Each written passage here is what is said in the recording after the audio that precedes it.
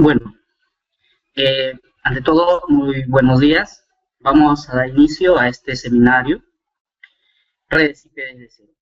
Antes de comenzar, quisiera que por favor me den comprendido si me están oyendo bien. Sí, a través del canal de chat, si me pueden dar un comprendido, si nos están oyendo bien. Sí, muy bien. Entonces vamos a dar inicio a este seminario. Bueno, vamos a explicar un tanto las motivaciones del seminario correspondiente. La idea de este seminario nace ante la iniciativa de algunos estudiantes en la que manifiestan desear tener una visión general de lo que involucra el estudio del CCNA, ¿no? En todo caso, ¿cuál es el objeto del estudio, ¿no? de este curso CCNA? ¿Qué aspectos se cubren? Y en cierto modo, ¿cuáles son las motivaciones, ¿no? que deberían de tener para poder embarcarse en los estudios correspondientes de este curso CCNA Routing and Switching? Hemos hecho un resumen de los diferentes aspectos a considerar, ¿no? como motivación de esto, ¿no? Adentrándonos en algunos puntos, algunos aspectos ya un tanto técnicos que buscan lógicamente dar esa visión de hacia qué puntos pretende en este caso cubrir, ¿no? este curso. Previo a esto, me voy a permitir algunos minutos, ¿no? para poder dar una explicación de lo que el Cisco Networking Academy está haciendo, ¿no? Lo que el Sistema SUNY está haciendo, en este caso, en el objetivo de lograr la transferencia de conocimientos, la transferencia tecnológica que Cisco, a través de este programa, intenta hacer. Bien. ¿Qué es lo que Cisco ofrece? Cisco Networking Academy es una iniciativa de Cisco System, una iniciativa sin ánimo de lucro, sin fin de lucro. A través de este programa, Cisco no busca lucrar, pero sí busca ciertamente hacer transferencia tecnológica. Pero ¿cuál es la motivación de Cisco System para hacer esto? Lógicamente, Cisco como fabricante de productos de networking requiere de toda una legión, ¿no? de profesionales que entiendan de los aspectos relacionados al soporte de toda esta infraestructura de comunicaciones, ¿no? Entonces, por más que Cisco tenga la voluntad, ciertamente, de querer realizar esto por sus propios medios, materialmente le sería imposible atender a toda la población mundial, ¿no? A donde sus equipos llegan y se instalan, y se usan. Es así que nace esta iniciativa, ¿no? Entonces, esta iniciativa lo que busca es alcanzar a las diferentes academias que son los partners, vamos a decir, de Cisco Networking Academy, alcanza toda la información debidamente organizada a través de su plataforma, ¿no? Para motivar el estudio en las academias, ha establecido todo un programa de descuentos, ¿no? para los exámenes de certificación internacional, comprometida también con la formación de instructores y de soporte a todas las consultas que estos puedan tener, ¿no? Nuestra organización, Sistema SUNY, lo que brinda lógicamente para poner al alcance todo esto y dar cumplimiento a esta iniciativa de Cisco System son las aulas para la formación presencial, los instructores, se encarga lógicamente de administrar los fondos necesarios para poder lograr tener el equipamiento necesario, la conexión a internet, toda la infraestructura que es necesario para llevar a cabo los planes formativos. Ya en la plataforma, los estudiantes, ¿qué es lo que van a tener? Van a tener la posibilidad, lógicamente, de los cursos impartidos por un profesor. Estamos hablando del curso de CCNA, primer módulo, segundo, tercero, CCNP, y todos los cursos que Cisco Networking Academy promueve a través del programa. Pero además de eso, el estudiante va a encontrar una gran cantidad de cursos de autoaprendizaje. Cursos como Linux, por ejemplo, Cybersecurity, emprendedurismo, Internet de las cosas, mucha información adicional que está organizado de la misma manera que está organizado los cursos impartidos por el profesor, solo que estos son de autoaprendizaje.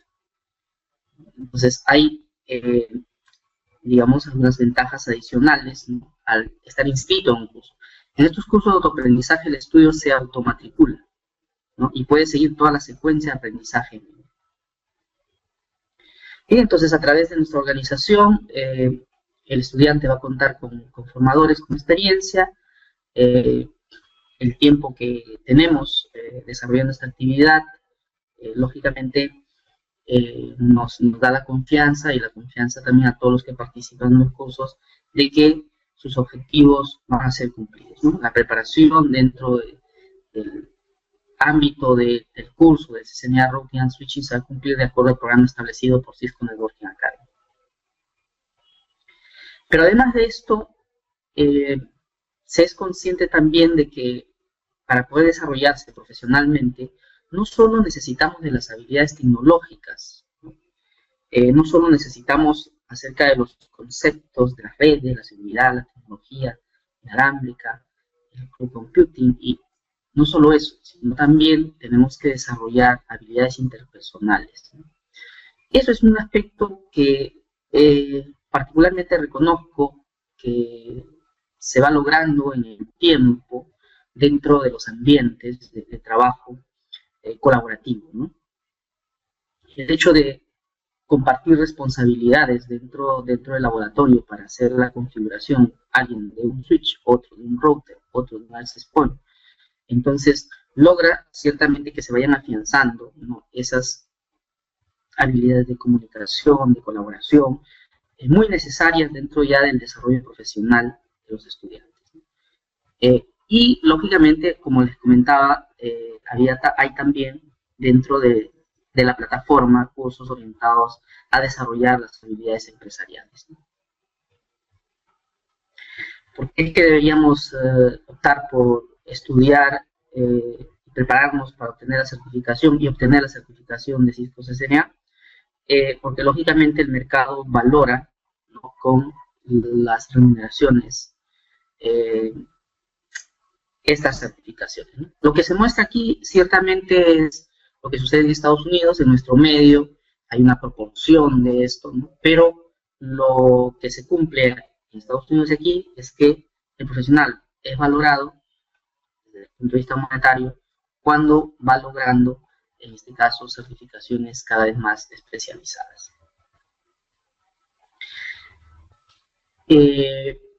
Han habido cambios desde cuando se lanza el programa de CCNA, ¿no? Cuando se lanza inicialmente el programa de CCNA, las certificaciones que venían después, que eran las certificaciones de especialización, requerían que usted tenga la certificación CCNA, ¿no? Entonces, el tiempo promedio para lograr la certificación CCNA era de un año más. Tiempo bastante largo realmente, ¿no? Las personas en la actualidad, en un año pueden tener diferentes expectativas y sus, digamos, condiciones laborales pueden cambiar en el tiempo.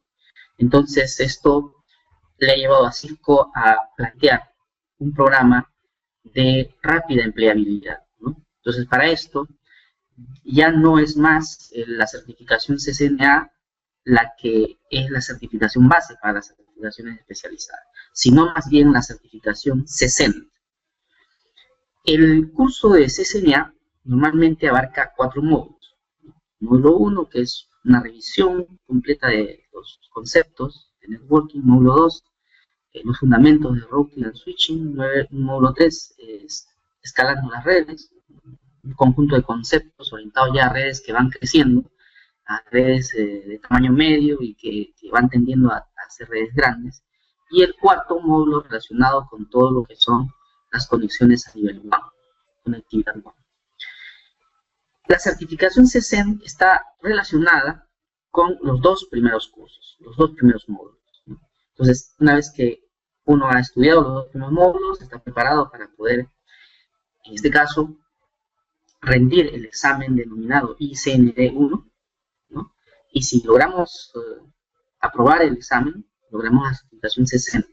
Con esta certificación podemos iniciar nuestros estudios de especialización en seguridad, CCNA Security, CCNA Voice, CCNA Wireless, todas aquellas certificaciones que empiecen con CCNA. Dentro de ello mismo está la certificación CCNA Routing and Switching. Termino los dos módulos siguientes y aplico el examen ICND2, ¿no? Entonces, una empleabilidad más rápida, el mercado está requiriendo cada vez profesionales, digamos, con niveles de especialización, para poder tener una productividad casi inmediata, ¿no?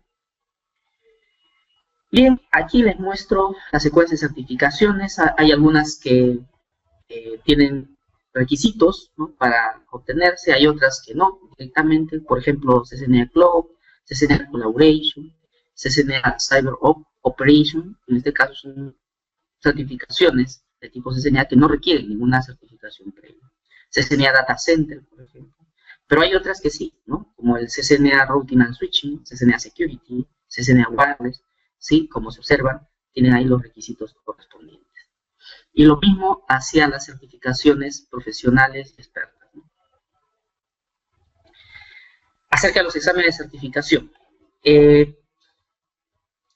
Les comentaba de que para poder lograr la certificación CCNA Routing and Switching, tenemos nosotros dos rutas.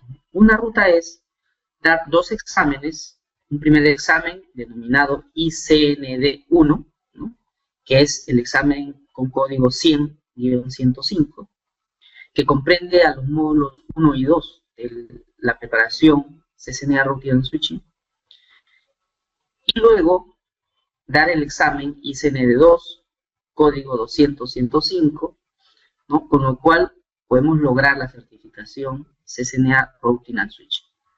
La otra ruta es dar el examen compuesto. El examen compuesto es rendir el examen 200-125, ¿no? Y si logramos la puntuación necesaria, lograremos la certificación CCNA Routing and Switching. Los costos de los exámenes de certificación, el ICND1 y ICND2 tienen un costo de $150, el CCNA Routing and Switching $295. O sea, si tomamos partido, dos exámenes, $300 en costo de los exámenes de certificación, o si lo tomamos compuesto, $295. El examen de certificación consta de aproximadamente entre 55 a 60 preguntas, aproximadamente, ¿no? Y la duración es de 90 minutos. La puntuación mínima que hay que obtener es 825 sobre 1000, ¿no? Esa es la puntuación mínima. Bien, por ejemplo, aquí les voy a mostrar muy rápidamente, ¿no?, los temas correspondientes al examen ICND1, ¿no?, que es el examen de código 100-105, para la certificación CCEN, ¿no?, que vendría a ser esta primera parte, ¿cierto? ICND1, estamos hablando de lograr esta certificación base. Bien, entonces aquí tenemos que este examen, en este caso comprende de 45 a 55 preguntas, 90 minutos, y estos son los temas y la composición, ¿no? O sea, dentro de este examen tenemos 5 puntos a evaluar. El primero es los fundamentos de red, Network Fundamentals, 20% de contenido. Fundamentos de conmutación LAN, 26%. Fundamentos de enrutamiento, 25%. Servicios de infraestructura, 15%. Y mantenimiento de infraestructura, 14%. ¿No? Esa es la distribución, en este caso, del contenido del examen. Cada uno de los temas se subdivide de manera ya más específica, ¿no?, en una serie de puntos, todos ellos cubiertos dentro del desarrollo del curso de CCNA, módulo 1 y módulo 2. Acá fundamentos de conmutación LAN, con todos sus temas, ¿no?, fundamentos de enrutamiento, con todos sus temas, servicios de infraestructura, del mismo modo, ¿no?, y mantenimiento de la infraestructura también, ¿no? Entonces, los temas, los tópicos de los exámenes están ahí, son conocidos, ¿no? Y pues si deseamos lograr la certificación, simplemente hay que ponerse a estudiar. No es imprescindible que los estudios usted los realice en una academia, el Cisco Networking Academy. Si usted tiene los conocimientos, las competencias, dentro de todos los ámbitos que hemos mostrado, usted puede, en este caso, tomar el examen de certificación directamente, ¿no? El contenido de los cursos son 4 cursos. La denominación es Introducción a las Redes, nosotros le denominamos el sistema CCNA módulo 1, enrutamiento, fundamentos de enrutamiento y conmutación, que viene a ser el curso de CCNA 2, con sus contenidos, ¿no? Aquí el contenido está orientado básicamente a los fundamentos de las redes IP. En esta parte se centra ya en los aspectos de enrutamiento y conmutación, configuración de ruteadores, configuración de switches, ¿no? Escalando las redes, este es nuestro módulo 3, y conectando las redes es el módulo 4, ¿no? Aquí se extienden más los conceptos vistos en el módulo anterior relativo a todo lo que es conmutación y enrutamiento. Vamos a decir que viene a ser la parte intermedia, ¿no?, la parte intermedia de lo que es switching y la parte intermedia y un poco de avanzado de lo que es routing. Y en la parte de conectando las redes vemos las diferentes alternativas que se tienen para la conexión a través de la WAN, los protocolos que se utilizan, ¿no?, las formas actuales de conexión segura a través de la Internet, la parte de seguridad de red, calidad de servicio, diagnóstico y solución de problemas. Entonces, ese es el contenido del curso. Y para lograr los objetivos formativos, lógicamente, las academias cuentan con una infraestructura de equipamiento, ¿no?, con los cuales los estudiantes van a llevar a cabo sus actividades, ¿no? También Cisco Networking Academy provee de un simulador, Packet Tracer, un simulador bastante versátil, que tiene una buena integración con los iconos que representa, pero es limitado en cuanto a sus funciones y protocolos. Muy fácil de instalar y usar. Para el objeto del aprendizaje del CCNA en sí, muy bueno, ¿no? Mejor, lógicamente, trabajar directamente con los equipos, ¿no? Pero hay que practicar. Muchas veces no tenemos el acceso permanente a los equipos, y esa práctica la podemos hacer adicionalmente utilizando los simuladores. Si queremos ir más allá y explorar algunas otras funciones, configuraciones, entonces se tiene también el emulador. Un emulador muy conocido es el GNS3, ¿no?, en el cual nosotros podemos correr los sistemas operativos, los firmware, en este caso de los routers, ¿no?, y el switch, ¿no? Hay una limitación con respecto a qué IOS puede correr el GNS3, pero con los que puede hacerlo tenemos en realidad una buena cantidad de posibilidades de hacer todas las pruebas de forma bastante completa, ¿sí? Aquí es como estar en un router o en un switch mismo. Son pocos los modelos de equipos Cisco que son soportados. Productos no Cisco también son soportados. Esto es bueno, ¿no?, puesto que en el diseño de la red que podemos hacer para emular, podemos utilizar productos Cisco y no Cisco.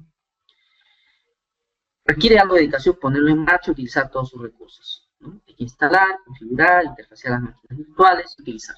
Hay que un poquito más de trabajo inicial. Bueno, es lo que un tanto quería informarles con respecto a la iniciativa de Cisco Networking Academy y qué es lo que nuestra academia está haciendo dentro de este proceso. Ya tenemos más de 15 años dentro de esta actividad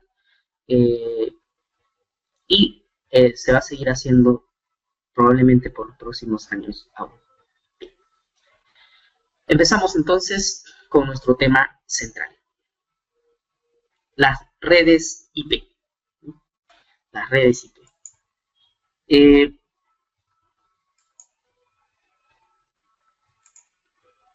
Cuando hablamos de las redes IP, muchas veces no nos damos cuenta lo amplio que son los servicios que en el momento tenemos, ¿no? Prácticamente los diferentes servicios que tenemos están soportados por las redes IP. Por ejemplo, tenemos ahí algunas de las aplicaciones más frecuentes que utilizamos, ¿no? Mensajería instantánea. Ahora tenemos ya aplicaciones, por ejemplo, que son capaces de obtener información acerca del estado del tráfico y nos permiten elegir rutas descongestionadas. El uso de los servicios de mensajería a través de los diferentes servicios de mensajería está bastante extendido, ¿no? En nuestro medio, las denominadas cabinas de internet son muy frecuentes para, si no tenemos los servicios de conexión a internet y el equipamiento necesario para conectarnos, pues poder cumplir con las funciones, con lo que queremos comunicar a través de la red, ¿no? Entonces, ¿cuáles son los beneficios de las redes IP? Hacen posible que las aplicaciones sean alcanzadas de internet. Eso es algo que todos debemos de tener claro, ¿no? Si nos conectamos a la red, no es porque queremos conectarnos a la red, simplemente. Si nos conectamos a la red, es porque estamos buscando alcanzar alguna aplicación a través de esta, ¿no? Son los servicios que se colocan en la red los que son el objeto, en este caso, de nuestra motivación para conectarnos a la red.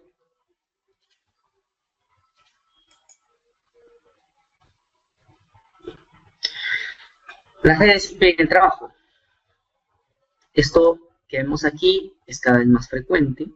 Las videoconferencias, lo que estamos haciendo en este momento, se produce gracias a que estamos conectados todos a través de una red basado en el protocolo IP, ¿no? Podemos utilizar la red también para llevar a cabo actividad proselitista, para llevar a cabo actividades de negocio, ¿no? Para todo aquello que en este caso demande necesidad de comunicación, de intercambio, de información, ¿no? La forma de trabajo ha cambiado desde que los sistemas en red empezaron a aparecer. Ciertamente, la red ha tenido un efecto disruptivo sobre los diferentes procesos empresariales, ¿no? Tenemos, por ejemplo, en el caso de Estados Unidos, ¿no? El uso intensivo dentro de lo que viene a ser el negocio de la bolsa de valores, ¿no? Que combina dos cosas, ¿no? Computación de alto rendimiento y red de alta velocidad, para poder realizar y llevar estrategias de negocio en las cuales los procesos de venta y compra de acciones pueden hacerse en lapsos de tiempo, muchas veces que no llega a un segundo, ¿sí? Como estrategia de negocio. Entonces, la tecnología de redes puede significar una ventaja competitiva para aquellos que la tienen, sobre aquellos que no la tienen, ¿no? Y no solamente el tenerlo, ¿no?, sino el explotar los diferentes servicios a través de ella. Tenemos ahí las redes de trabajo, por ejemplo, los sistemas de videovigilancia, muy frecuentemente usados en estos días, ¿no? Los sistemas de comunicación del personal policial, las redes fuera del trabajo. En el ámbito del ocio también tenemos, ¿no?, que este es muy utilizado. Los jóvenes en particular utilizan mucho en sus periodos de ocio, sus tiempos de ocio, la red para hacer comunicación a través de sus redes sociales, hacer juegos en línea, ¿no? Existen inclusive algunas páginas que nos permiten ver el estado del tiempo, los lugares a donde suele uno vacacionar. Y uno puede decidir prácticamente observando cuál es el estado del tiempo en estos lugares, ¿no?, si va o no va, si viaja o no viaja. Todas las aplicaciones que se han ido desplegando a través de las redes IP tienen ciertamente un soporte. ¿Cuál es ese soporte? El soporte de todas las aplicaciones viene a ser la red, las redes. Sin las redes, las aplicaciones no van a estar alcanzables a toda la comunidad que desee usar, ¿no? La red sola en sí no es, digamos, el objetivo de los usuarios, ¿no?, sino aquello que puede alcanzar a través de la red, ¿no? Entonces, cada vez más aplicaciones se desarrollan y son alcanzables a través de las redes. Los requerimientos con respecto a diferentes aspectos de esta han ido variando en el tiempo, ¿no? En la actualidad se desea, por ejemplo, que las redes que se instalan nos garanticen seguridad, privacidad, estén disponibles las 24 horas del día, los 7 días de la semana.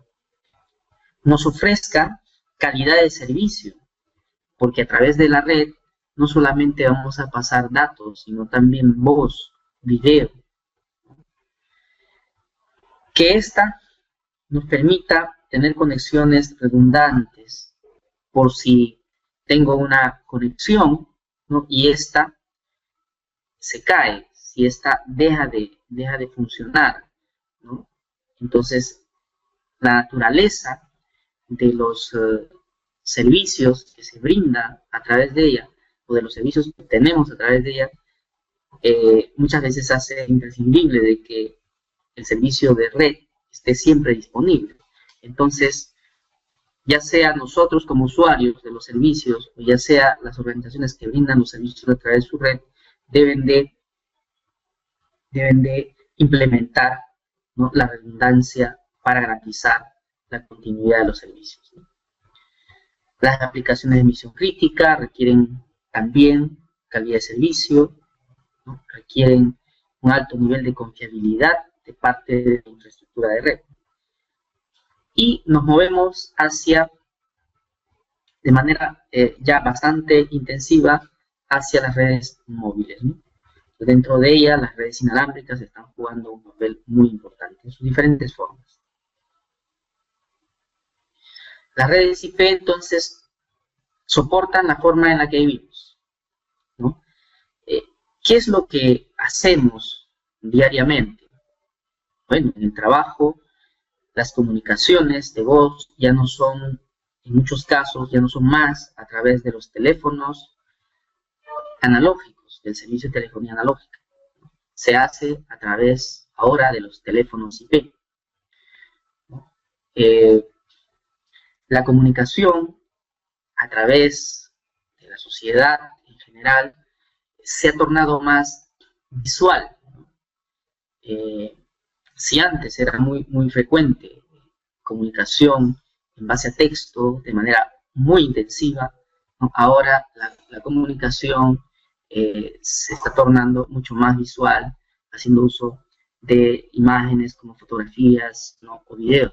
Lo podemos ver a través de las diferentes redes sociales. Nosotros mismos lo podemos experimentar día a día. No más que estar explicando qué es lo que estamos haciendo, vale una foto, ¿no? Más que explicar cómo nos estamos sintiendo, ¿no?, dentro de un viaje de paseo, por ejemplo, pues un pequeño video de dónde estamos, ¿no?, y cómo estamos, es mucho más expresivo que muchas palabras, ¿no? Entonces, las redes IP transportan tráfico de diferentes fuentes, ¿no?, y por lo tanto deben estar preparadas para esto.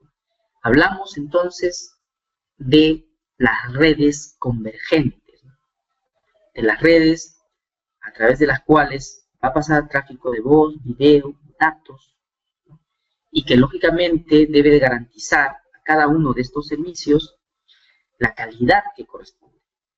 Entonces, la naturaleza de los equipos, routers, switches, ¿no?, en el tiempo, ¿no?, han ido variando en cuanto al cumplimiento de estos requerimientos. O sea, las redes de hoy transportan voz, video streaming, texto, gráfico. ¿Y qué es lo que encontramos en una red IP? Y que podemos identificar como los componentes de la misma. Dentro de la representación de la red, ¿no?, vamos a encontrar siempre diagramas como los que mostramos aquí, ¿no? Algunas veces representado por una nube, ¿no?, la nube, en el que conectamos, ¿no?, nuestras redes de área local, ¿no? Lo que significa, en cierto modo, es que no importa cómo es que se estén conectando, la cosa es que si nosotros conectamos a la red, vamos a poder establecer comunicación con otros que están conectados también a la red. Entonces, por este lado, tenemos a los dispositivos de networking, ¿no?, en el ámbito de las redes WAN. Por este lado tenemos a los usuarios, fíjese, a los usuarios. Los usuarios en las redes IP siempre se conectan a través de una red LAN, ¿no? Y el elemento, digamos, representativo de la red LAN viene a ser el switch Ethernet, ¿no? Entonces aquí identificamos a los diferentes dispositivos de usuario final, ¿no?, los dispositivos finales, ¿no?, un servidor, una estación de trabajo, un teléfono IP, impresoras en red, ¿no?, cámaras de videovigilancia, un smartphone. Todos estos van a ser los dispositivos finales que típicamente se van a conectar a través de una red de acceso hacia la gran red, ¿no?, los dispositivos finales. La conexión entre ellos ciertamente se hace utilizando medios, ¿no?, como el cableado correspondiente. Aquí vamos a necesitar cable para conectar, u otros medios no guiados, ¿no?, como la transmisión de ondas de radio. En el caso de los smartphones, a través de las redes inalámbricas, ¿no?, vamos a tener la posibilidad de conectarnos a esta de esa manera. ¿Qué otros dispositivos identificamos en una red IP? Los dispositivos intermediarios. El switch es un dispositivo intermediario típicamente ubicado dentro de lo que se conoce como las redes de área local, Local Area Network. Las redes de área local sirven para conectar dispositivos adyacentes, permiten y posibilitan la comunicación entre sí, y también, si este está conectado a un router, ¿no?, y este está conectado a una red mayor, va a permitir la comunicación de estos dispositivos con los dispositivos que están en otras redes. El switch, dispositivo intermediario, típico dentro del ámbito LAN. El router es un dispositivo intermediario también, pero este típicamente lo vamos a encontrar conectando hacia la red WAN o implementando la red WAN, ¿no? Entonces aquí tenemos los switches de configuración fija, routers para aplicaciones de, por ejemplo, implementación de sucursales, ¿no? No se muestra aquí, pero existe una gama de tanto switches como routers que pueden ser utilizados en las redes grandes o en los centros de datos. Otro componente de la red IP para la implementación de las redes inalámbricas, el access point. Cada vez es más común, ¿no?, ir a un lugar, ¿no?, y encontrarnos con que en el lugar hay el servicio de conexión, por lo general identificado como el servicio de conexión a Internet inalámbrico. ¿Cómo es que se logra esto? Mediante el despliegue de los access points en diferentes puntos del lugar donde se va a ofrecer ese servicio de conexión a Internet inalámbrico. Las velocidades que se logran en la actualidad para la comunicación inalámbrica ha avanzado, se ha desarrollado bastante, ¿no?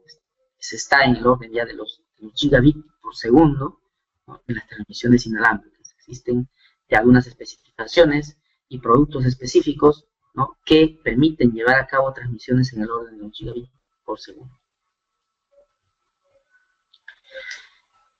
A nivel de las redes de acceso, también tenemos tecnologías como el WiMAX, ¿no?, que hace posible la conexión hacia las redes y la Internet, lógicamente, en aquellos lugares en donde la conexión por cable no llega. O también para los usuarios móviles, ¿no?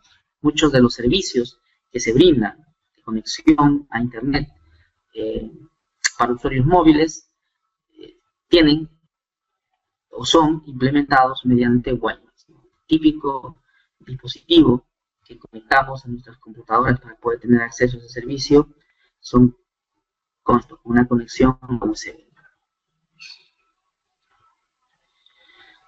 A nivel de del domicilio y de las pequeñas oficinas que podemos tener, se tiene la alternativa de conexión a la red y a Internet mediante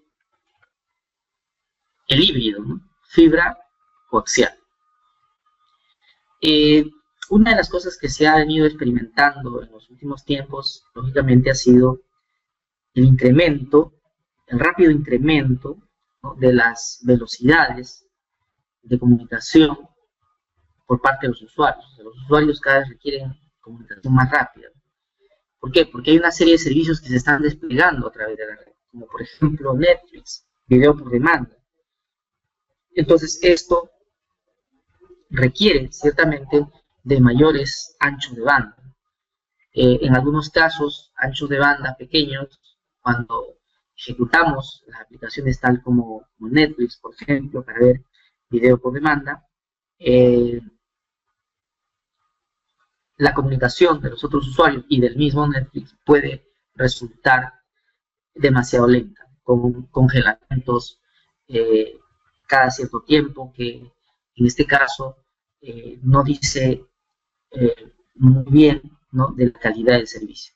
Entonces, una alternativa, lógicamente, es ir subiendo el ancho de banda.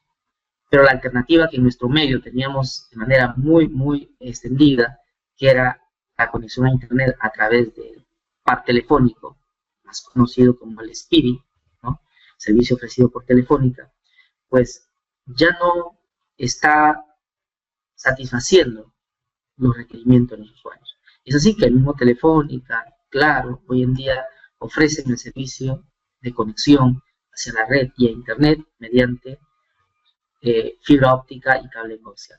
Fibra óptica en la parte de la cabecera, coaxial para la parte de la distribución final de los usuarios.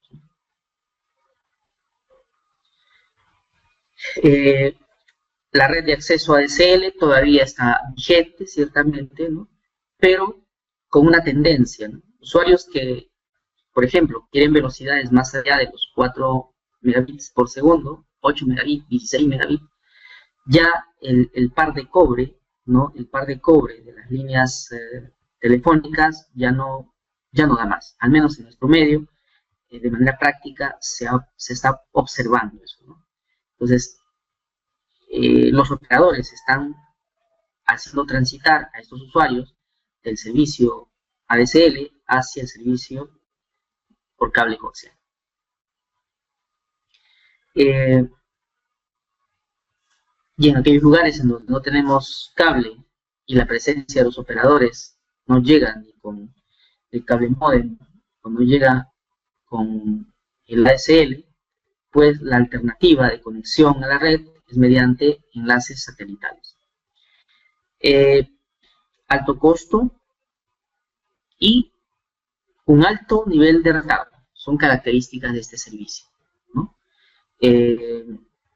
Si tenemos que hacer comunicación de voz a través de esto, vamos a tener que ser conscientes de que ese alto nivel de retardo, ¿no?, va a generar una latencia en la comunicación de voz también, ¿no?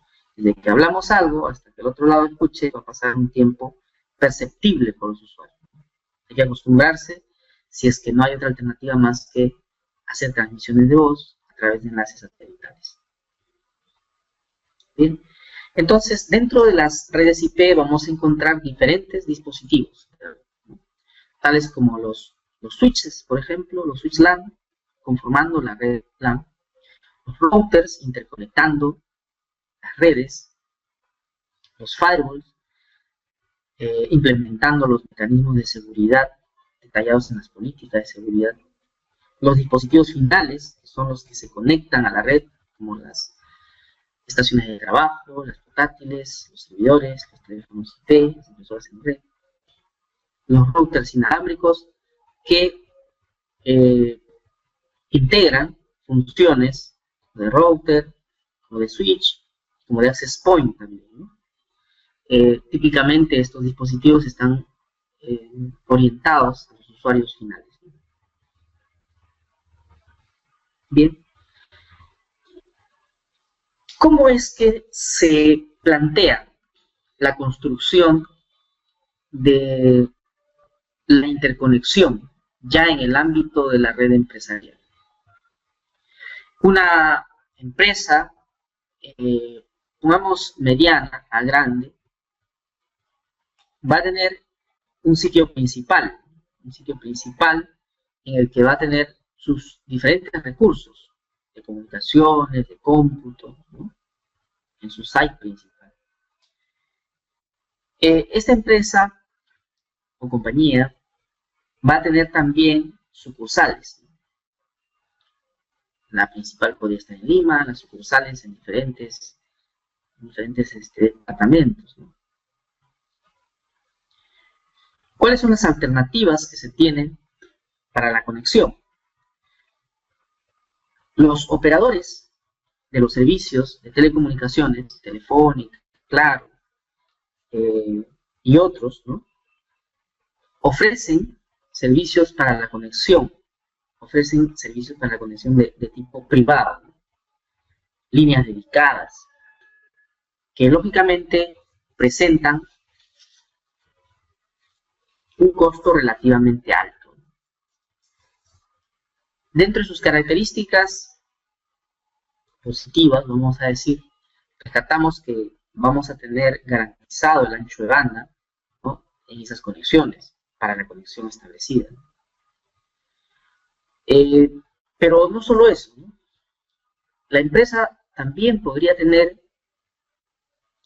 determinados recursos de información, determinados activos de información en centros de datos. Entonces, por ejemplo, como sus copias de respaldo, ¿no?, o algunos servicios que no constituyen el core del negocio, podrían estar en un centro de datos, ¿no?, a través de un servicio como hosting o como un servicio que se encuentra en la nube. Entonces, si es un data center, la conexión hacia ellos también podría hacerse a través de los diferentes servicios WAN privados.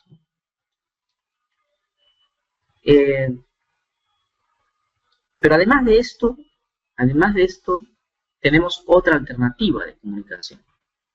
Las redes IP han facilitado el desarrollo de múltiples formas de interconexión.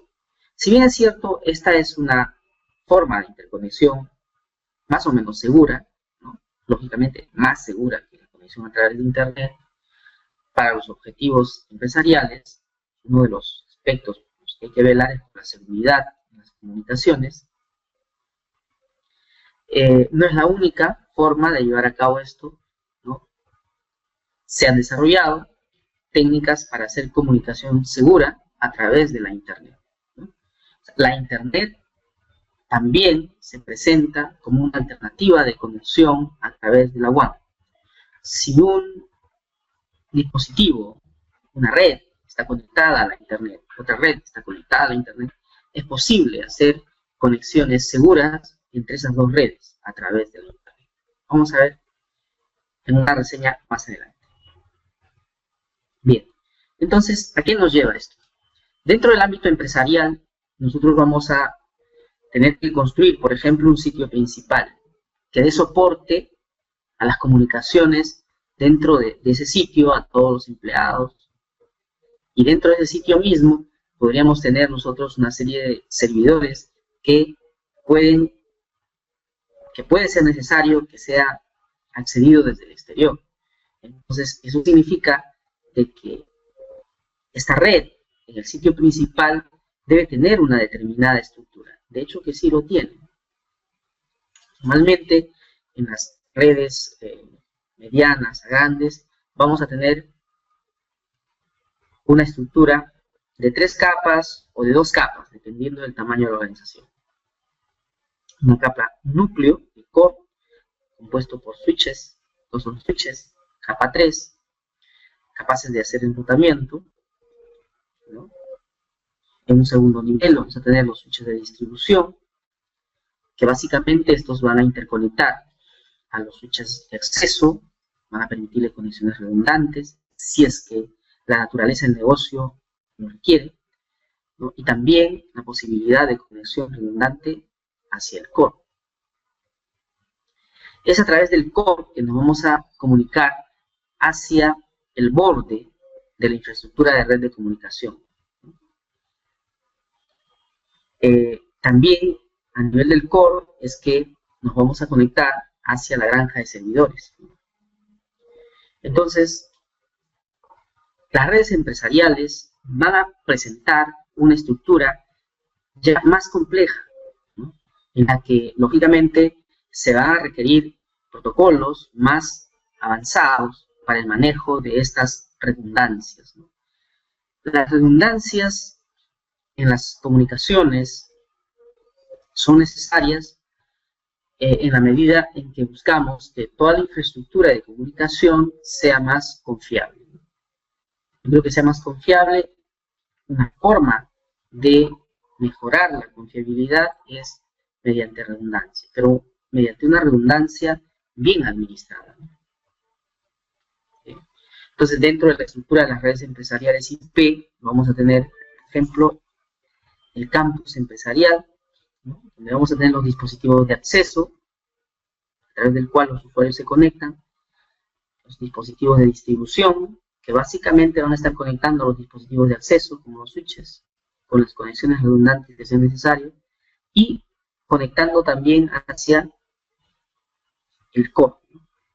Cualquier política de seguridad y de control será establecido aquí, en la parte de distribución. Normalmente los dispositivos, switch, router y el core, se encargan de llevar a cabo transmisiones rápidas, ¿no? Proveen conexiones redundantes. Las funciones de control no deben establecerse en esta parte. Todas las funciones de control en la capa de distribución. Bien, entonces nuestra red empresarial requiere establecer conexiones hacia sus sucursales, ¿no? Entonces, se va a tener que definir en la red empresarial una frontera, ¿no? Una frontera. Esta frontera va a estar compuesta por un conjunto de dispositivos, ¿no? tales como, por ejemplo, un firewall, ¿no? Un dispositivo para manejar las conexiones de acceso remoto, un router, ¿no? Y a través de él establecer conexiones seguras hacia, por ejemplo, los ISPs para la conexión a Internet, ¿no? Seguras desde el punto de vista de la empresa, ¿no? Entonces, si nosotros ponemos aquí dispositivos de seguridad como los firewalls, por ejemplo, es porque deseamos evitar que desde el exterior personas no autorizadas accedan a los recursos de la empresa, ¿no? Entonces, hay un conjunto de dispositivos ya establecidos que son, digamos, orientados al uso dentro de lo que es el proceso de interconexión del campus empresarial con los proveedores de servicio y también con las sucursales. Por ejemplo, aquí a nivel del proveedor de servicio vamos a tener que nos podemos conectar a través de una red tal como Share Relay o ATM, o a través de la red de telefonía, o conexiones a Internet. Bien. Internet viene a ser la más grande red. En un primer momento, la primera red IP nace como iniciativa del Departamento de Defensa de los Estados Unidos, como un proyecto militar, en donde se busca pues de que se pueda construir una infraestructura de red en la que la operación de la infraestructura, ¿no?, sea independiente de cada uno de los nodos que se conectan, ¿no? La idea era de que si algún nodo es destruido en algún momento, pues los otros deberían de seguir trabajando sin ningún problema, ¿no? Y la estructura, la arquitectura de TCP/IP garantiza esa forma de operación, ¿no? En la actualidad tenemos una gran cantidad de routers que interconectan una gran cantidad también de redes LAN donde se encuentran los usuarios finales, ¿no? La infraestructura de interconexión normalmente le pertenece a los ISPs, a los Internet Service Providers, los proveedores de servicios de conexión a Internet. Nosotros nos conectamos a Internet a través de un operador al cual le vamos a pagar por el servicio, y ese servicio, el costo de ese servicio está determinado por el ancho de banda que nos brinda.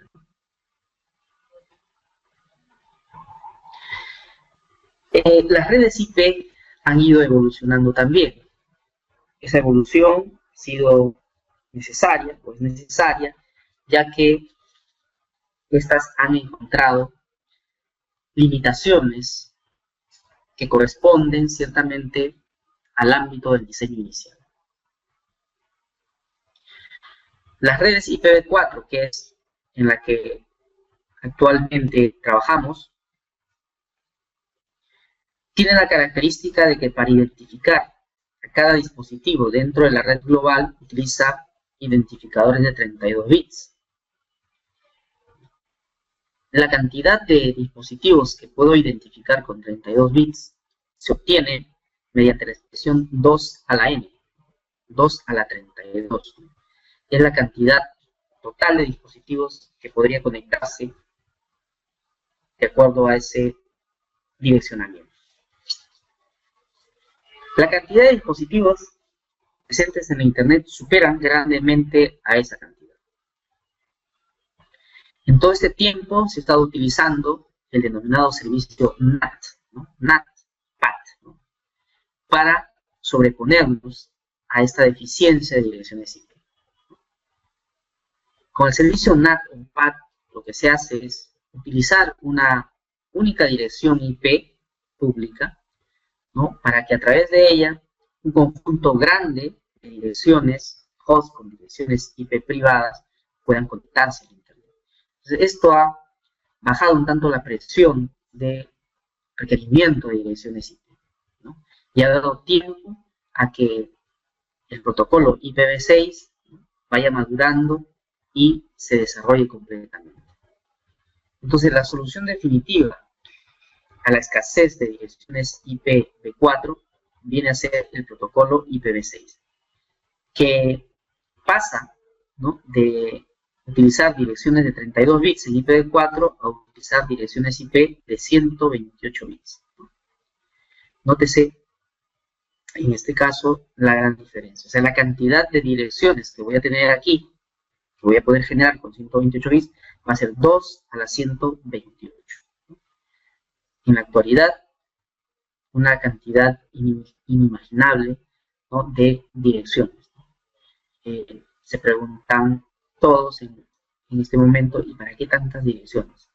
Como se preguntaron todos en el momento que se definió, en este caso, el direccionamiento de IPv4, cuando habían probablemente alrededor de 10 o un poco más de computadoras, ¿no?, en el mundo, computadoras, ¿no?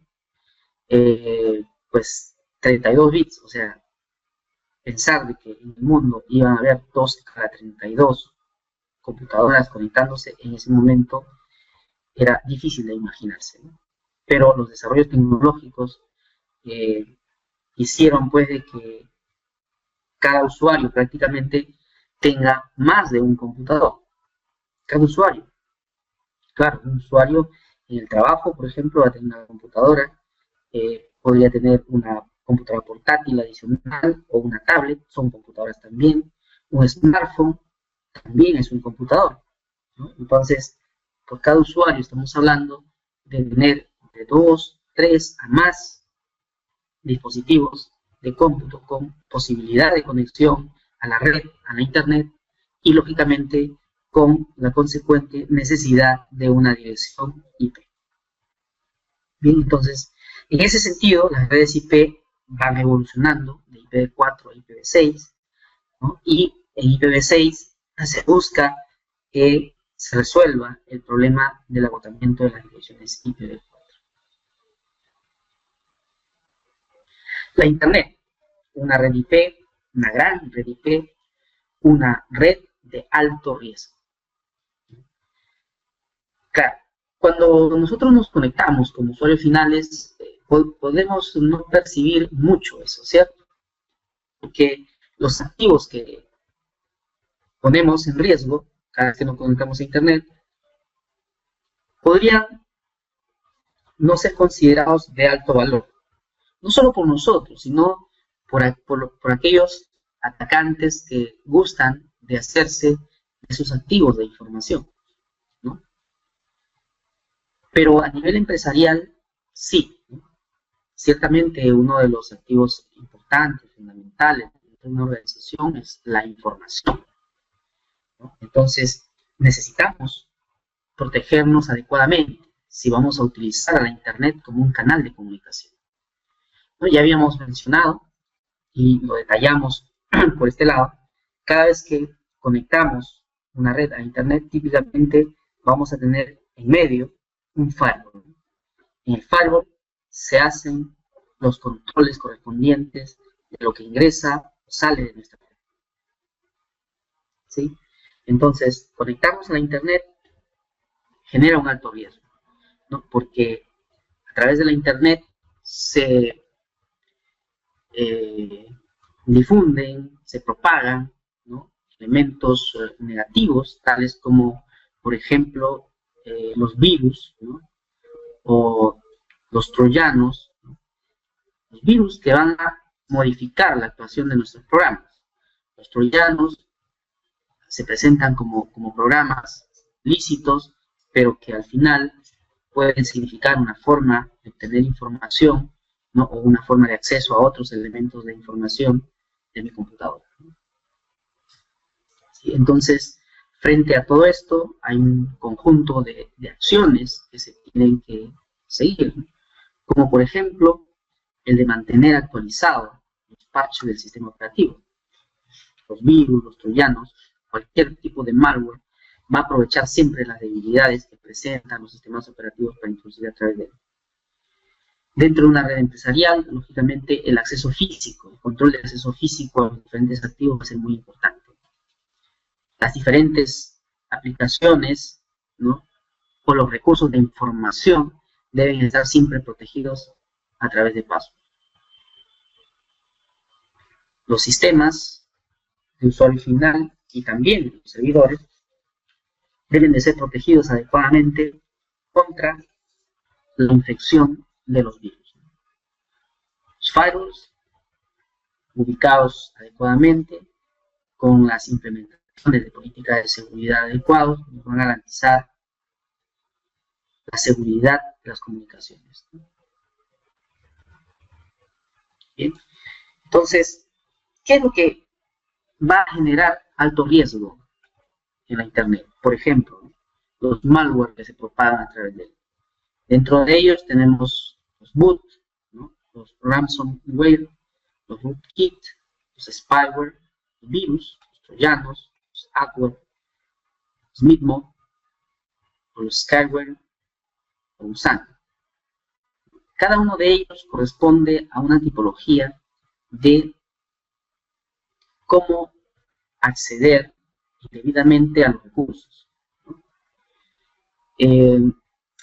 Por ejemplo, los boot, ¿no?, son malware diseñados para entrar en acción de manera automática, generalmente en línea. Son una especie de robots, ¿no? De ahí viene la denominación boot. Robot, un programa que en este caso va a instalarse en su computador, ¿no?, y que va a permitir desde el exterior, mediante un control externo, ejecutar acciones como un robot, ¿no?, indicadas por el elemento externo, ¿no? Los grandes ataques que se hacen a través de la Internet se hacen muchas veces a través de los boots, ¿no? Por ejemplo, los rootkit, ¿no?, malware diseñado para modificar el sistema operativo a fin de crear una puerta trasera. La idea es aprovechar alguna debilidad que tiene el sistema operativo, explotarla, y estas herramientas que permiten explotar las debilidades de los sistemas operativos son los programas denominados rootkit, ¿no? Va a existir siempre un rootkit para los diferentes sistemas operativos. Por lo general, cuando en estos se han descubierto dichas debilidades, ¿no? ¿Y cómo se frena esto? Mediante la instalación de los parches correspondientes o mediante la actualización de las versiones, ya sea de las aplicaciones o de los sistemas operativos correspondientes.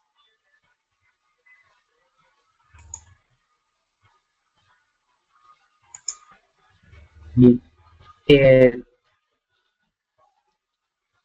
Un tipo de ataque, ¿no?, conocido viene a ser el de DOS, ataque de denegación de servicio, el Denial of Service, ¿no?, que en el tiempo también ha ido mejorándose por parte de los atacantes para hacerlo más letal, ¿no? ¿Sí? Entonces, por ejemplo, existen muchas herramientas que están dispersas en Internet para hacer esto, y cualquier atacante inexperto puede utilizarlo, con consecuencias, en algunos casos, que pueden ser ligeras, leves, y en otros, con consecuencias graves, ¿no?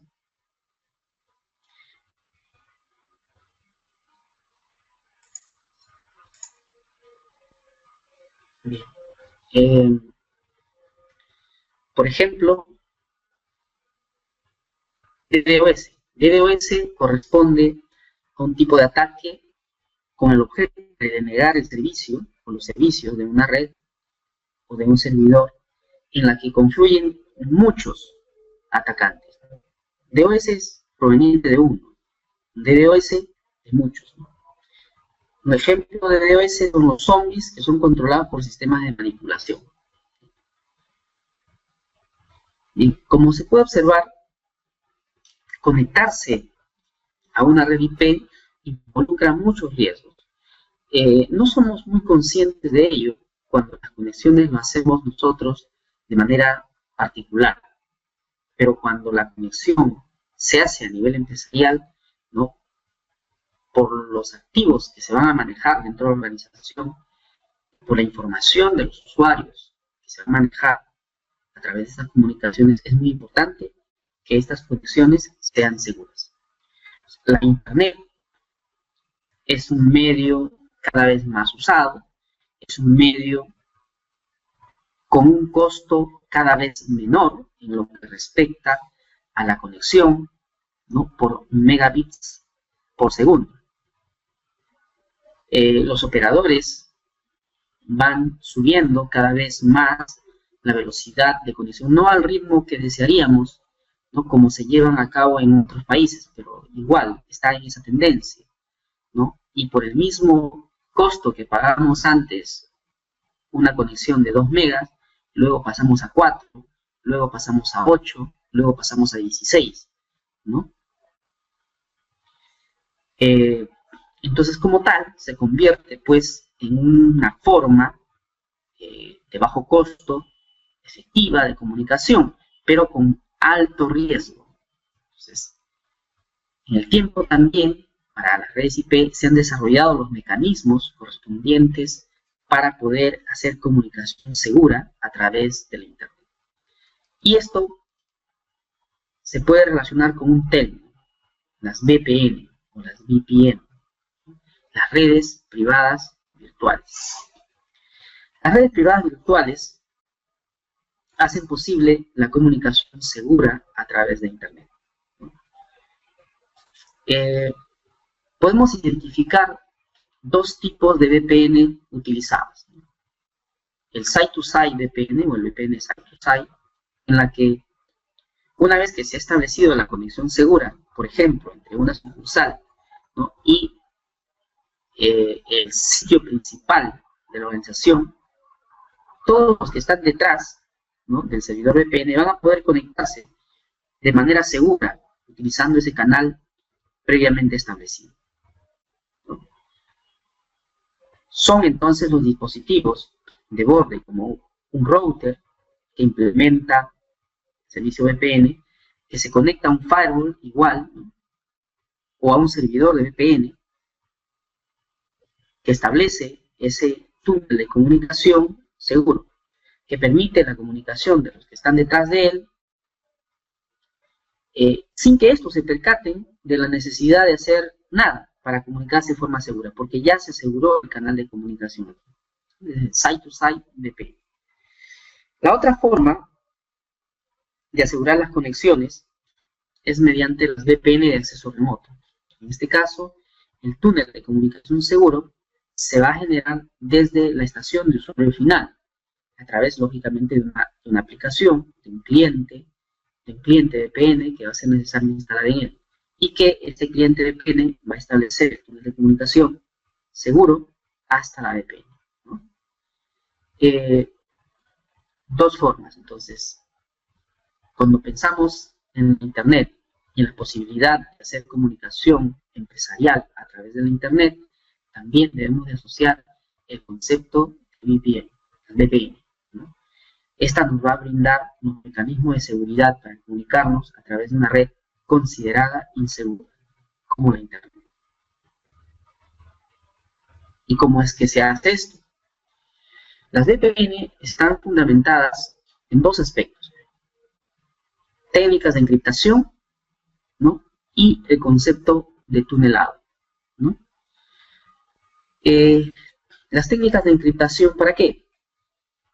Si la Internet es insegura, entonces yo voy a desear que aquel que, en cierto modo, pueda observar los datos en tránsito, en el proceso de comunicación, pues no entienda lo que está observando. Va a ser imposible que yo pueda controlar que alguien no observe la comunicación en tránsito. Eso puede ser posible en cualquiera de los nodos por donde nuestros datos van a pasar. Pero lo que sí puedo garantizar es de que cuando alguien observe, no entienda lo que está observando. Entonces, para ello, los datos van a encriptarse. los datos van a encriptarse y van a viajar encriptados, ¿no? Pero cuando hablamos de los datos, estamos hablando de todo el paquete. Estas unidades de datos protocolares normalmente llevan la referencia del origen y del destino. El origen y el destino, en términos de las direcciones IP. Y si yo encripto todo esto, tanto el origen como el destino también va a estar encriptado. No va a poder ser accesible a esa información por el router para que pueda decidir la retransmisión, ¿no? Es en virtud de ello es que este dato, este paquete encriptado, va a tener que volver a encapsularse nuevamente en otro paquete IP con información adicional provista, en este caso, por el protocolo que se utiliza para la implementación de la VPN. En este caso, ESP, por ejemplo.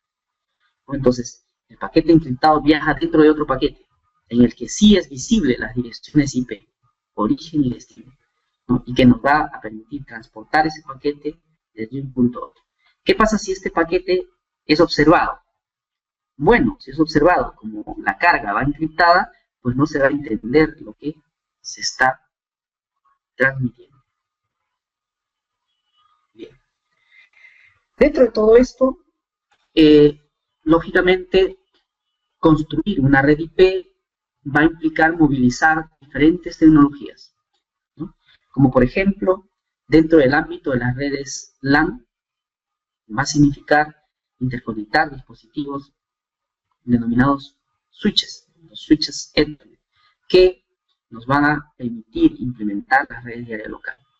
Los dispositivos, como los hosts, los servidores, van a trabajar con protocolos tales como IP, pero en la parte del transporte de los datos en el ámbito local vamos a utilizar Ethernet. Las redes IP definen sus protocolos encima de la capa de enlace, o sea, a partir de la capa de red. Capa de red, transporte y aplicación, según la arquitectura TCP/IP.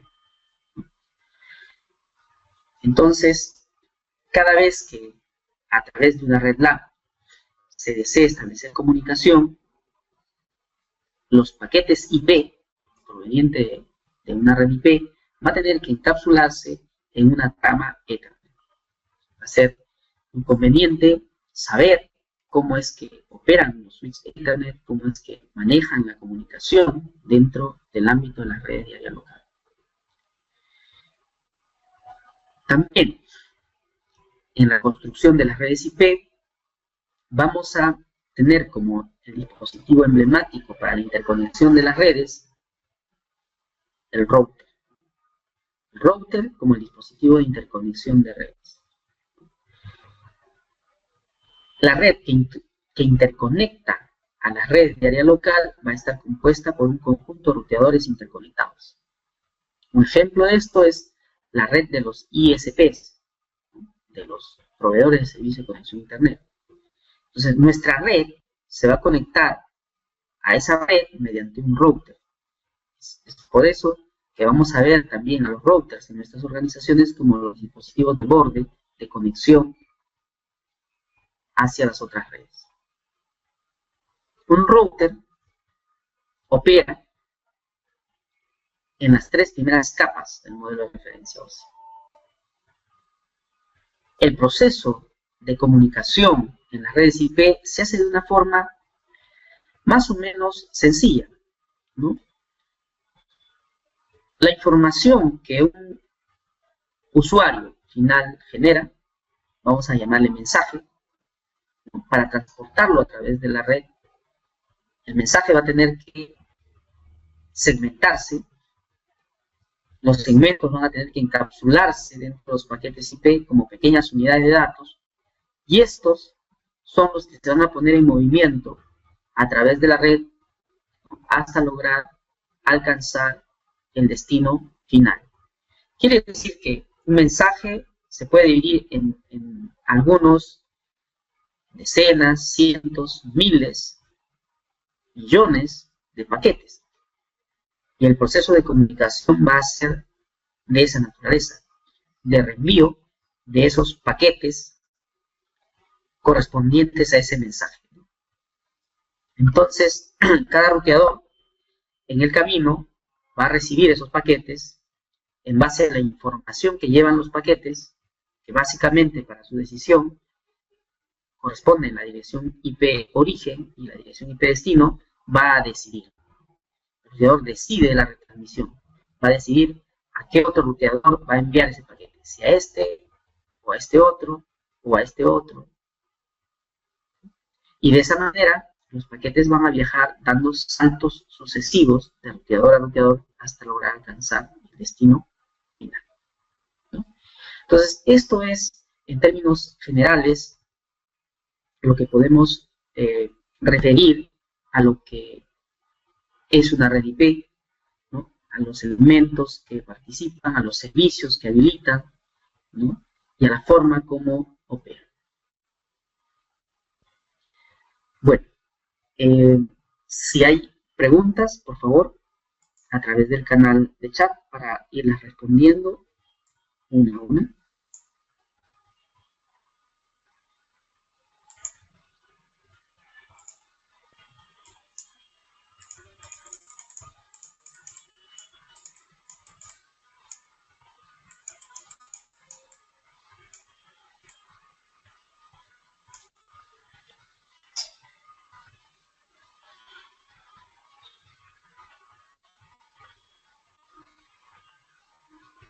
¿Alguna pregunta?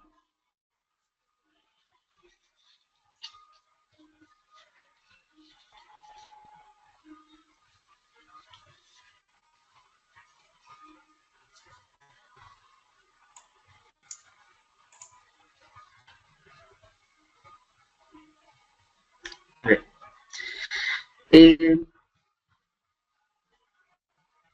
Nos preguntan por aquí. ¿Una red LAN puede tener diferentes ISPs? Claro. Dentro del ámbito empresarial, ciertamente, si queremos mejorar la confiabilidad de la conexión a Internet, vamos a tener que optar por tener más de una conexión a Internet, ¿no? Entonces, tener la misma conexión a Internet a través del mismo ISP podría ser no muy conveniente, porque si la falla se presenta de manera generalizada en el ISP, tener dos conexiones a través del mismo ISP no nos ayudaría mucho, ¿no? Entonces, la idea en estos casos es que tengamos conexiones a través de diferentes ISPs, ¿no? Por aquí otra pregunta. En el caso de Linux, ¿también necesitamos antivirus? Los antivirus, a ver, ciertamente dentro de lo que es el manejo del sistema de archivos, del procesamiento, dentro de una estación de trabajo en Linux, pues no va a tener los mismos efectos que en una estación Linux, ¿no? ¿Por qué? Porque en una estación Linux los procesos son mejor controlados, son controlados de una manera mucho más rígida, ¿no? Por parte del núcleo, ¿no? De este. Entonces, difícilmente va a ocurrir que un proceso se ejecute porque un proceso tal como un virus lo haga.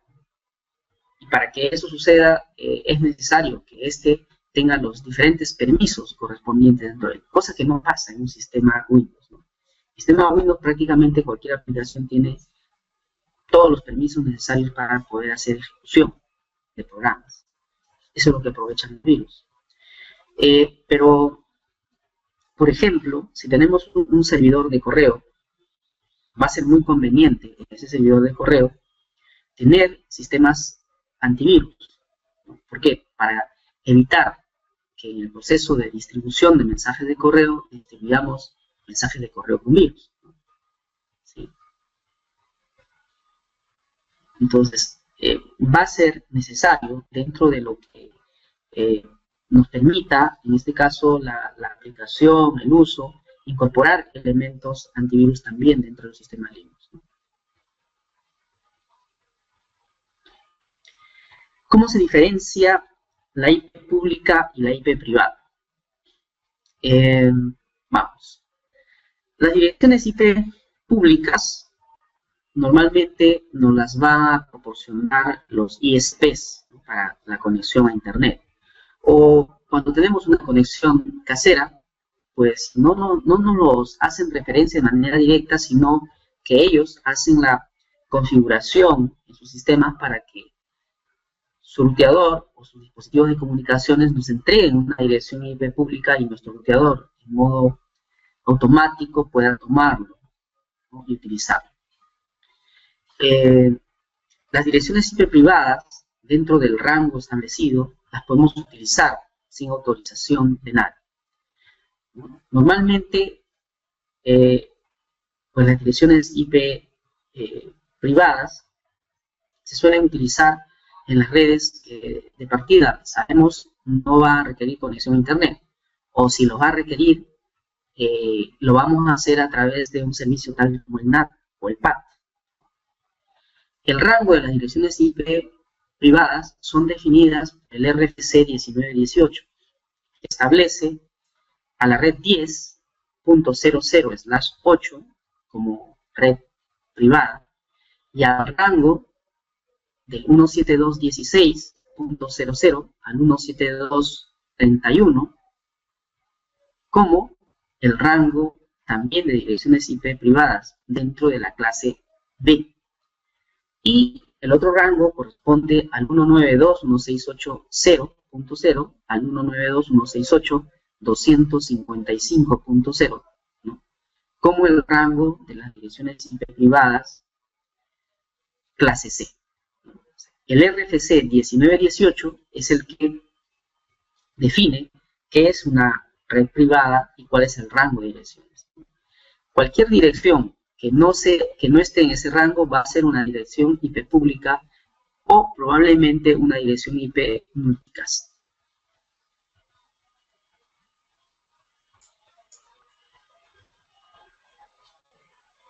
¿Qué versión de Linux recomendaría? En realidad hay diferentes distribuciones de Linux y la elección de cada una de estas se hace en función a lo que deseamos hacer, ¿no? Por ejemplo, si deseamos implementar servicios,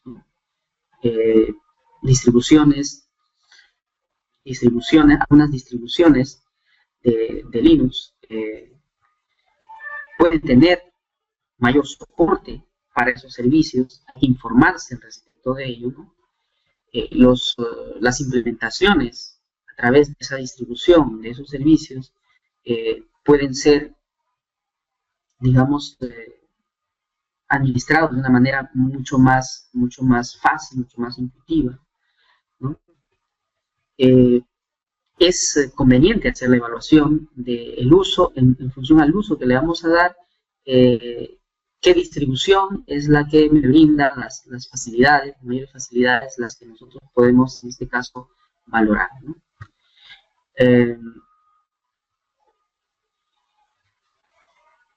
¿Actualmente ya se usa el IPv6? Sí, claro. De hecho, por ejemplo, Google y los principales,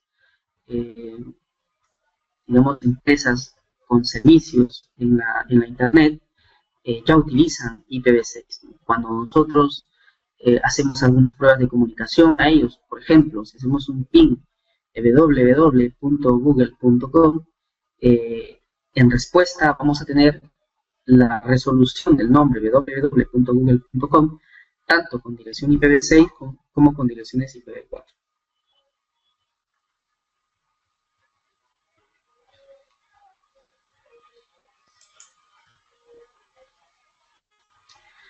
Para un proxy o firewall.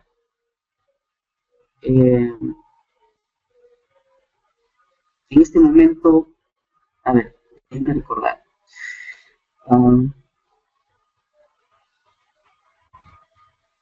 Hay una distribución de Linux denominado Sential, por ejemplo, que digamos que dentro de los recursos más especializados que tiene están los relacionados a la parte del firewall, ¿no?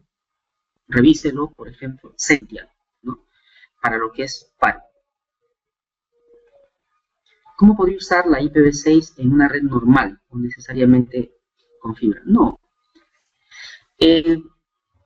Las redes IPv6 no requieren ciertamente de que las conexiones sean a través de fibra, ¿no? O sea, las redes IPv6 se van a implementar a nivel del host, por ejemplo, en un sistema Windows, simplemente colocándole las direcciones correspondientes, ¿no?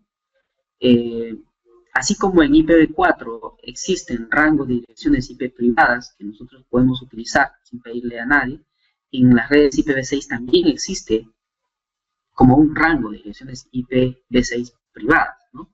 Que podemos utilizarlas para este efecto. Pero esto nos serviría para la comunicación entre los hosts, ¿no? Si deseamos ya conectarnos hacia la red, hacia la internet, es el operador el que nos tiene que proporcionar, en este caso, el rango de direcciones que vamos a utilizar. Pero internamente, o para hacer una intranet, podemos utilizar IPv6, podemos configurar tanto los hosts como los routers y el enrutamiento con IPv6. Y no requiere de fibra óptica.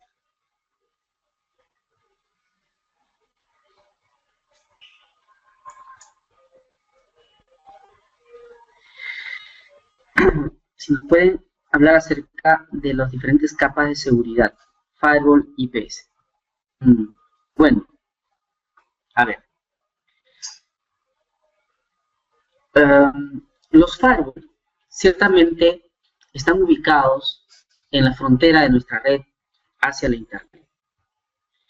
El procedimiento de seguridad está basado, en esencia, en lo que es inspección de paquetes, ¿no?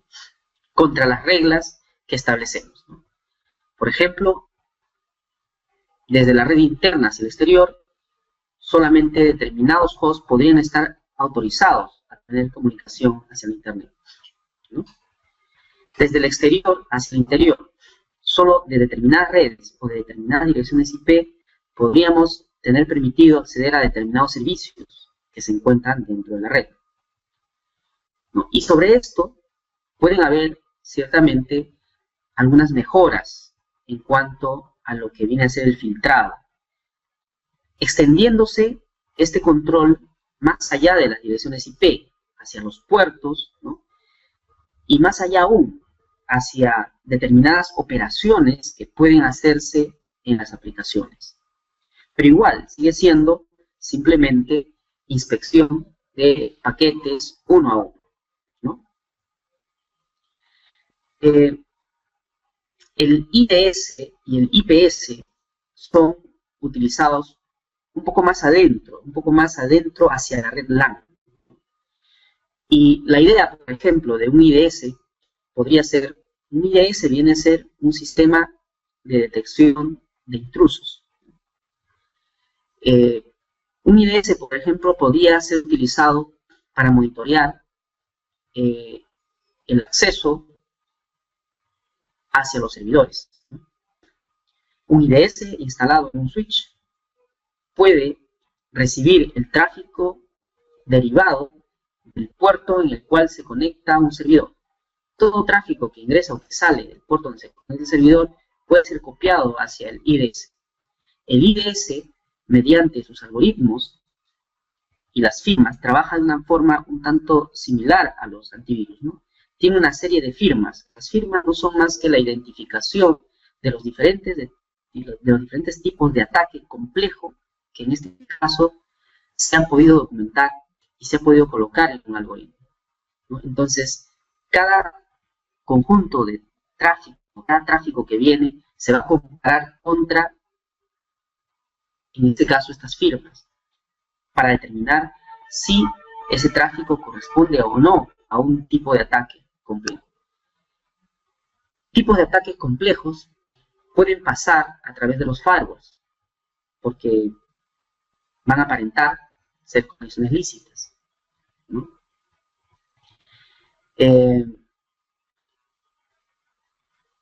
Una vez identificado Una vez identificado el tipo de ataque, el IDS va a lanzar una alerta, va a alertar para que se tomen las medidas del caso.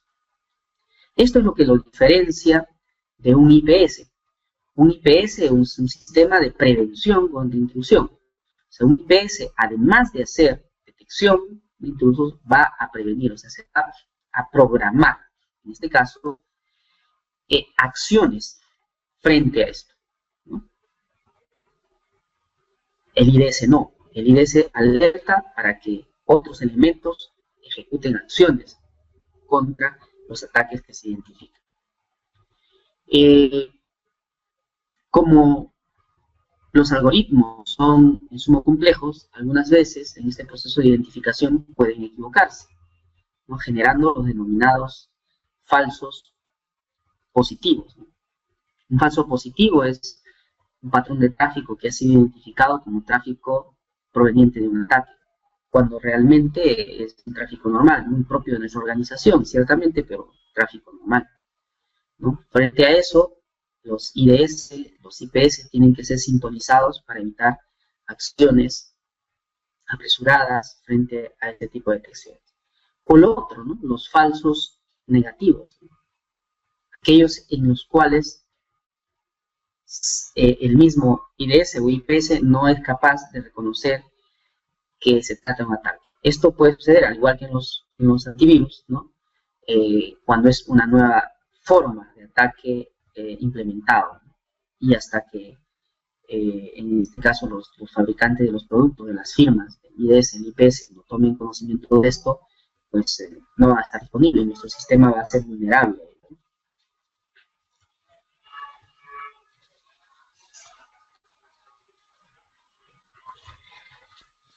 Claro, el FortiGate es un producto, es un appliance para implementar mecanismos de seguridad, ¿no? Y en él están las funciones de firewall, ¿no? Y las de IPS también.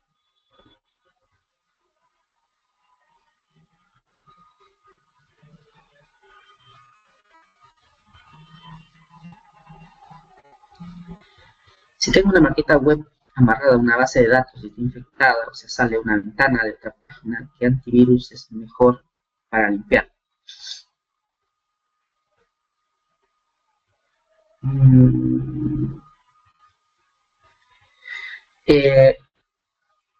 Habría que ver ahí, en este caso, para hacer un diagnóstico más preciso, a qué te refieres con ello, ¿no? O sea, podría entender a nivel de usuario. A nivel de usuario, tú tienes dentro del navegador una serie de opciones para evitar que, en este caso, algún cookie instalado te esté haciendo emerger esas ventanas y el enlace hacia otros sitios, ¿no?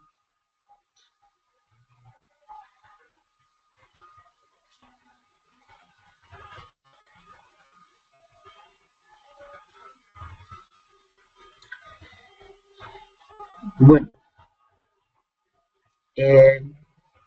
¿alguna otra pregunta? No. Nos pregunta, ¿a la dirección MAC se llama IP o no? No, son dos tipos de direcciones diferentes. En la última parte de la presentación, referíamos nosotros que las redes IP van a requerir, en este caso, de hacer uso de algunos componentes tecnológicos como los que se utilizan para construir las redes de área local, los switches, las redes Ethernet, ¿no? Ya. Las redes Ethernet, para identificar a los dispositivos que se conectan a través de él, utilizan las direcciones MAC, ¿no? Son direcciones a nivel de la capa de enlace de datos. Las direcciones IP, que también los tienen las estaciones de trabajo, son direcciones a nivel de la capa de red, de la capa Internet. De hecho, es necesario que se establezca algún tipo de relación entre las IP y las MAC, en particular cuando la comunicación se hace a través de una red Ethernet.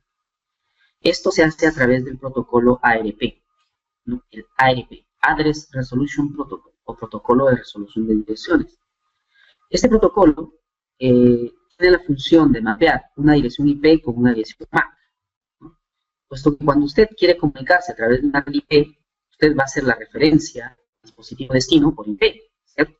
tiene una carpeta compartida en un host, le han dado la dirección IP, usted coloca backslash y la dirección IP correspondiente y va a establecer conexión. Pero internamente su host, ¿qué hace? Utilizando la dirección IP, va a preguntar a la red, ¿no? Y va a solicitar a aquel que tenga esa dirección IP con el cual usted desea comunicarse, que le envíe su dirección MAC, ¿no? Esto lo hace en modo broadcast. Todos los dispositivos de ese segmento de red van a oír esa petición. Y el dispositivo que tiene esa dirección IP va a responder a esa petición, ¿no? Entonces, una vez que el host que quiere comunicarse con esa dirección IP obtiene la dirección MAC correspondiente a ese host con esa IP, recién puede enviar las tramas que encapsulan los paquetes IP a ese host y la comunicación se hace efectiva. Bien, ¿alguna otra pregunta? Bueno, agradecerles por la presencia a través de este medio, por la paciencia. Les comunico que estaremos en las próximas semanas, en este mismo horario, lanzando otros seminarios de otros temas que pueden ser muy interesantes para todos ustedes.